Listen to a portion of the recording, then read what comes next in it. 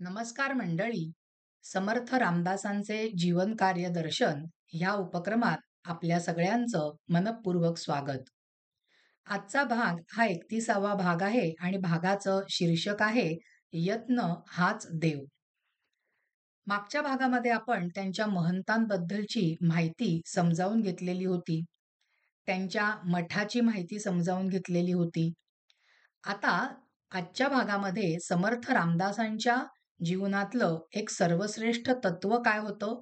यत्न करणं, प्रयत्न करणं, कष्ट करणं आणि त्या अनुषंगाने त्यांनी लोकांना काय उपदेश केला आहे आणि तो उपदेश करताना स्वतःच्या कृतीमधनं त्यांनी कोणता संदेश दिलेला आहे हे आपल्याला बघायचं आहे. यत्न हाच देव हे समर्थांनी स्वतः म्हणून ठेवलेलं आहे. कारण श्री समर्थान इतका यत्नवादाचा पुरस्कार कोणत्याही संताने केलेला नसेल. यत्न तो देव जाणावा हा तर समर्थांचा मुळी गुरुमंत्रच होता मंडळी. दैववादी बनू नका, नशिबावर हवाला ठेवू नका, प्रयत्नवादी व्हा हा त्यांचा जोरदार आग्रह होता. म्हणूनच त्यांनी आळशी वृत्तीचा, दानवी वृत्तीचा धिक्कार केला आहे. यत्न तो देव जाणावा असे म्हणून त्यांनी सामान्य माणसाला जीवनाकडे नव्या दृष्टीने पाहायला शिकवलं. कारण मंडळी त्यावेळेची तत्कालीन परिस्थिती कशी होती? सगळा परकीय आक्रमणाचा वरवंटा फिरत होता आणि अशा बिकट परिस्थितीमुळेच सारेजण हवालदिल झाले होते.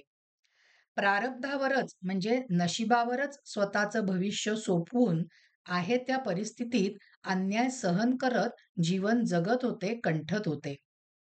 प्रारब्धालाच दोष देत होते. अशा निराशेच्या गर्तेत पडलेल्या लोकांना समर्थांनी बजावलंय, अचूक यत्न करावेना, म्हणून केले ते सजेना, आपला अवगुण जाणवेना काही केल्या. म्हणजे ह्याच्यातनं त्यांनी काय सांगितलेलं आहे, की तुम्ही अचूक प्रयत्न केला पाहिजेत. आणि जर का तसा प्रयत्न तुम्ही केला नाहीत, तर तुमच्यामधला अवगुण तुम्हाला दिसत नाही आहे आणि तुम्ही दोष मात्र कोणाला देत आहात? प्रारब्धाला. आणि म्हणून समर्थांनी सांगितलं आहे, प्रयत्नाला, परिश्रमाला, कष्टाला विशेष महत्त्व आहे. उद्योगशीलता हेच महत्त्वाचं मूल्य समर्थांनी मानलं आणि म्हणूनच आळशी वृत्तीचा, तशा प्रकारच्या स्वभावाचा परखडपणे त्यांनी निषेध नोंदवलाय बरं का. परिश्रमशीलता हेच मुळी सामाजिक असं एक मूल्य आहे. पण श्रोते हो, त्या काळात ते अस्तंगत झाले होतं. हे जे मूल्य आहे परिश्रम करण्याचं, हे मूल्य अगदी नेस्तनाबूत झालेलं, अस्तंगत झालेलं होतं. या परिश्रमाच्या संदर्भामध्ये, प्रयत्नाच्या संदर्भामध्ये समर्थांना सगळीकडे शैथिल्य जाणवत होतं.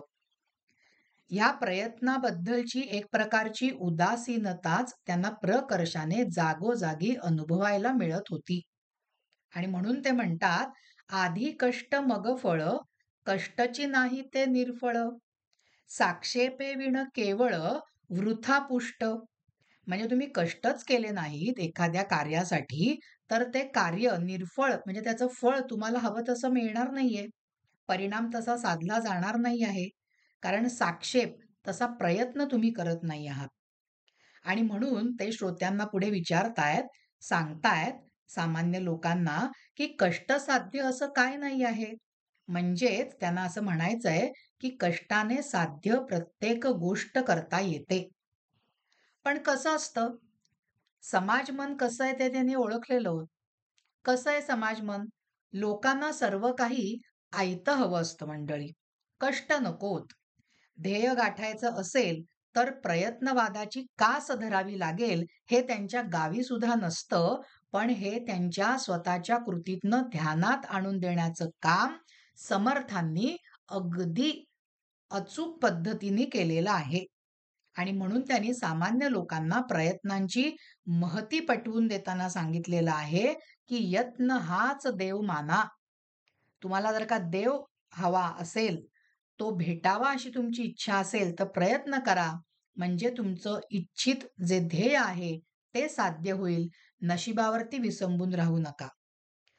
यश येत नसेल तर ती प्रारब्धाची चूक नसून आपणच कुठेतरी कमी आहोत हे आपण जाणलं पाहिजे.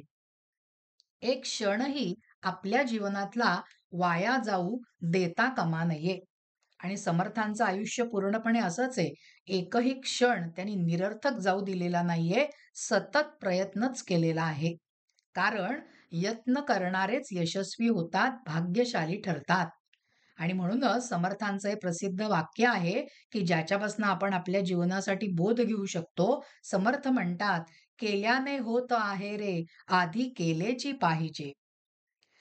पण सर्वसाधारण लोकं काय करतात? तुम्ही जर का समाजामध्ये नजर टाकली, तर आपल्याला काय दिसतं? प्रेक्षक हो, श्रोते हो, की प्रत्येकजण दुसऱ्याला उपदेश करतं. पण स्वतः मात्र बरोबर त्या उपदेशाच्या विपरीत वागलं जातं किंवा विरुद्ध वागलं जातं, ह्याकडे त्यांचं लक्षच नसतं. पण समर्थ मात्र प्रयत्नवादाचे मूर्तिमंत आदर्श होते. कारण क्रियेविण वाचाळता व्यर्थ आहे, हे तत्व त्यांनी आपल्या जीवनामधल्या अविरत कार्याने दाखवून दिलं आहे. तो आदर्श समाजापुढे निर्माण केला आहे. समर्थांच्या मते क्रियेविण ब्रह्मज्ञान तेची श्वानाचे वमन. बघा काय म्हटलंय त्यांनी. क्रियेशिवाय, प्रयत्नाशिवाय ब्रह्मज्ञान कसं मिळणार? आणि ते जरी मिळालं, तरी ते श्वानाचं वमन ठरेल. म्हणजेच ते कुचकामी ठरणार आहे. त्याच्यापासनं तुम्हाला आयुष्यामध्ये घेण्यासारखं काहीही नसेल. कारण क्रियेशिवाय ते सगळं चाललेलं आहे. आणि परोपदेशे पांडित्यम असं न करता साऱ्यांना पटवण्यासाठी तुम्ही कृतीयुक्त व्हा. स्वतः प्रयत्न करा. हे समर्थांनी वारंवार सांगितलेलं आहे. आणि म्हणूनच ते म्हणतात, "म्हणोनी आपण क्रिया करावी, मग पुढीलासी न लगे सांगावी. तुझी क्रिया देखोनी जीवी, तेही तैसे करतील." अगदी अचूक अचूक सांगितलंय ना या 4 वाक्यांमधनं. काय म्हणतायत समर्थ? समर्थ म्हणतात, "तुम्ही कृती करायला लागा. हे असं करा, तसं करा, जगाला सांगत बसू नका. तुम्ही आधी तशी कृती करायला लागा.